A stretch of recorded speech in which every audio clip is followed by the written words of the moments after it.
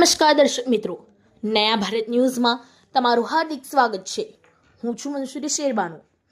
ડભોઈ તાલુકાના ભીલાપુર ઢાઢર નદી પરના જૂના ઓવરબ્રિજની એક તરફની રેલિંગ તૂટી ગયેલી હાલતમાં હોવાથી માત્ર પ્લાસ્ટિકના ડ્રમ મૂકવામાં આવ્યા હતા, પરંતુ મીડિયામાં સમાચાર પ્રસિદ્ધ થતાં તંત્ર સાકારું જાગીને પિલ્લરો ગોઠવી દેવામાં આવ્યા હતા।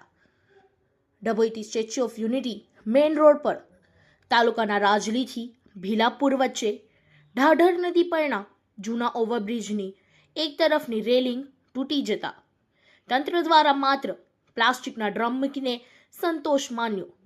એ અંગેના મીડિયામાં સમાચાર પ્રસિદ્ધ થતાં તાત્કાલિક તંત્રએ પ્લાસ્ટિકના ડ્રમ ખસાવી પિલ્લરો ગોઠવી દેવામાં આવ્યા હતા।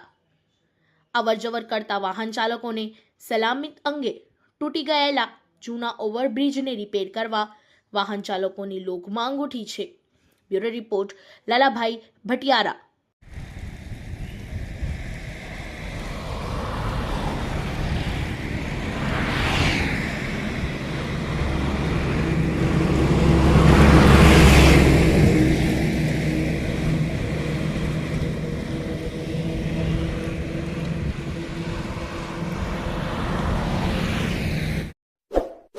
इस वीडियो को लाइक करें, हमारे चैनल को सब्सक्राइब कर बेल आइकन जरूर प्रेस करें